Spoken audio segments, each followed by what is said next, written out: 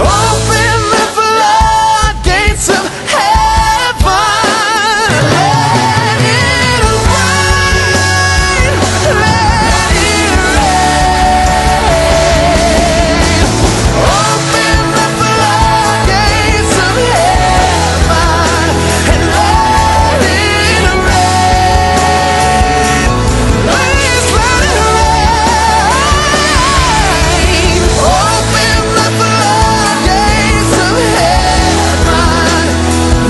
and let it rain. Please let it rain. Nous vous saluons au nom de Jésus. Nous voulons dire merci aux différents étudiants et étudiantes qui nous ont fait donc ces jours par rapport donc à 1 Corinthiens chapitre 9. Ce que nous pouvons dire, c'est que dans ce chapitre, donc il parle de quelques points. Donc l'exemple de renoncement de Paul, donc il y a le renoncement au bien corporel et aussi il y a l'attitude du tout à tous. Et après cela, il y a l'exemple que Paul a pris des athlètes. C'est les versets 24 à 27. Ce que nous voulons dire ce jour est donc s'appuie sur les versets 24 à 27 où Paul prend l'exemple des athlètes. Nous allons relire ce texte, s'il vous plaît. Ne savez-vous pas que ceux qui courent dans le stade courent tous, mais qu'un seul remporte le prix? Courez de manière à le remporter. Tous ceux qui combattent s'imposent toute espèce d'abstinence, et ils le font pour obtenir une couronne corruptible. Mais nous, faisons-le pour une couronne incorruptible. Verset 26. Moi donc, je cours, non pas comme à l'aventure, je frappe, non pas comme battant l'air, mais je traite durement mon corps et je le tiens assujetti de peur d'être moi-même désapprouvé après avoir prêché aux autres. Nous voulons donc donner ce thème comme thème de réflexion. La marche chrétienne, une vie d'objectifs, de principes et de discipline. La marche chrétienne, une vie d'objectifs, de principes et de discipline. Paul a pris l'exemple donc des athlètes. Vous savez qu'un athlète, il ne mange pas tout ce qu'il veut, il ne mange pas tout ce qu'il voit, il ne dort pas comme les autres. Il n'a pas un programme, un emploi du temps comme les autres qui ne font rien, mais en fonction de son activité sportive, il a une manière de se conduire. Permettez que nous puissions faire une approche définitionnelle. Le premier élément que nous utilisons, c'est l'objectif. En termes simples, c'est le but à atteindre, le point où l'on se propose d'arriver. Le but à atteindre, le point que l'on se propose ou le point où l'on se propose d'arriver. Le deuxième, c'est le principe. Ces notions fondamentales ou les lois. On peut dire, cet homme n'a pas de principe. C'est-à-dire, on va dans sa maison, oui, non, il dit oui. Non, on ne sait pas qu'est-ce qu'il veut. On ne sait pas quelle est la discipline, pardon, les principes de vie qui s'imposent. Le troisième point, c'est la discipline. Simplement, soumettre à un régime rigoureux. Se soumettre à un régime rigoureux. Nous sommes chrétiens, nous avons accepté Jésus. Parce que Jésus est mort à la croix pour que nous puissions être sauvés.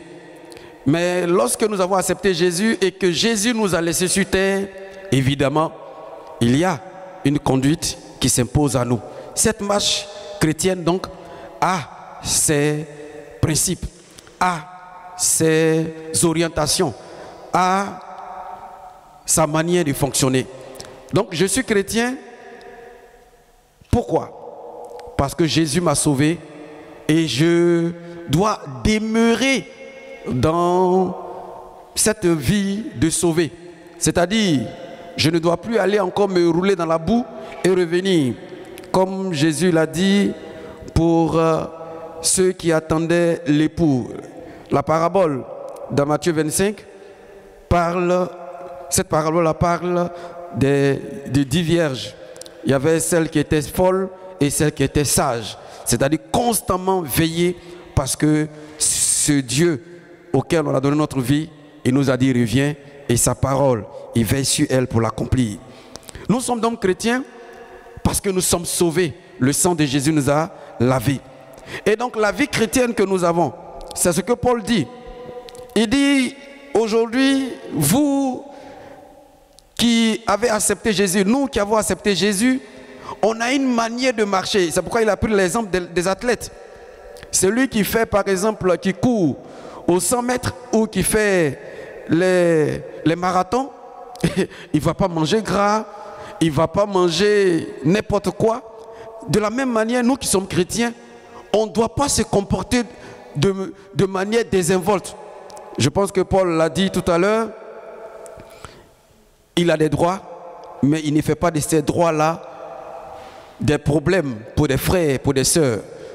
Si je suis sauvé et des frères sont sauvés, j'ai besoin de demeurer dans cette marche parce que l'objectif c'est le ciel. Et si je suis sauvé, par ma manière de me comporter, d'autres personnes peuvent être converties. C'est ce qu'il a dit par exemple dans les chapitres précédents dans 1 Corinthiens. Il disait qu'une femme peut, qu'elle est convertie, peut emmener son mari qui n'est pas converti à la conversion. Aussi vice versa. Un homme qui est converti, dont la femme n'est pas convertie, par sa manière de fonctionner, sa manière de marcher, peut emmener donc ce dernier-là à Jésus par sa manière donc de se comporter. Chers frères, chères sœurs, la vie chrétienne que nous avons choisie a des principes.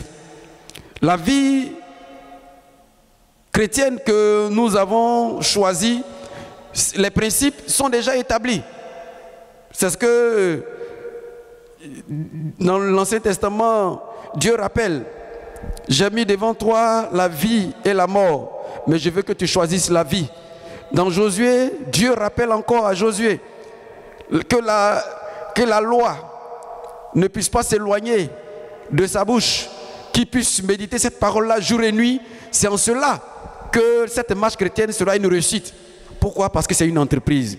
Chers frères, chères sœurs, Dieu a déjà établi les principes et nous avons qu'à observer ces principes-là parce que c'est la marche chrétienne qui le demande. Finissons par dire ceci.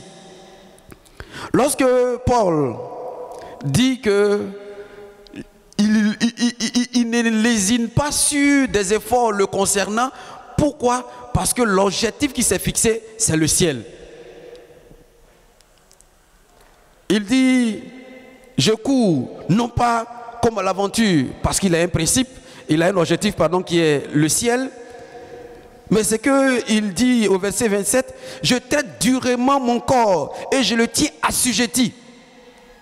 Chers frères, chères sœurs, la vie chrétienne, les pasteurs, les anciens, les diacres ne seront pas toujours avec nous. Si ce que nous avons appris de la parole de Dieu ne nous donne pas une discipline, ça sera compliqué pour nous. Chacun doit avoir une discipline. Paul dit, je traite durement mon corps. Mais quand on lit la Bible, c'est vrai que nous ne sommes pas des théologiens très poussés, mais je n'ai pas encore vu où Dieu dit, il faut que tu traites durement ton corps. Et puis Paul dit, comme il est écrit dans l'Ancien Testament, Dieu a dit, il faut traiter durement ton corps. Non, c'est Paul qui, à la vue des principes de la parole de Dieu, il dit non, si je dois demeurer attaché au Seigneur, il faut que je m'impose une discipline. Chers frères, chères sœurs, la vie chrétienne, la marche chrétienne doit nous impliquer, nous imposer une discipline. C'est-à-dire une conduite chaque jour qui va nous aider à mieux nous approcher de Dieu. Parce que si toi et moi on ne s'impose pas une discipline, ce n'est pas évident qu'on reste sur la route. Parce qu'il y a des personnes qui ont commencé avec nous, mais qui ne sont pas arrivées là où nous sommes arrivés. sûrement, il pourrait avoir un problème de discipline qui n'a pas été imposé. On est trop léger. On se permet tout. Paul dit tout est permis, mais tout n'est pas utile. Tout n'édifie pas. Ce n'est pas tout qui a une influence positive sur notre marche pour qu'on plaise à Dieu. Donc cette discipline que Paul s'impose, je voudrais que chacun de nous puisse l'imposer parce que il y a des défis que nous ne cesserons de surmonter, que nous cesserons d'affronter et que nous devons surmonter parce que Jésus nous attend. Il veut qu'on aille fêter les noces de l'agneau. Chers frères, chères sœurs, la discipline, elle s'impose parce que nous sommes chrétiens. Le chrétien ne doit pas être amené balancé par tout vent de doctrine. C'est pourquoi, par exemple, Josué disait à ses contemporains, en tout cas, si vous ne voulez pas servir le Seigneur, moi je vous dis une chose, moi et ma maison, nous servirons l'Éternel. C'est une discipline qui s'est fixée. C'est-à-dire que tout le monde sait que ce qu'il a arrêté, c'est que lui, il va servir le Seigneur. Vous, si vous voulez, perdez-vous, mais lui, voilà ce qu'il doit avoir à faire. C'est ce que Élie a dit dans 1 Roi 18, à partir du verset 21. Il dit, mais combien de temps vous allez clocher entre Dieu et les Baals? Mais si c'est Dieu qui est réel, mais allez avec Dieu. Si c'est Baal, allez avec Baal. Il faut qu'on puisse se déterminer. C'est la discipline qui peut nous emmener à cela.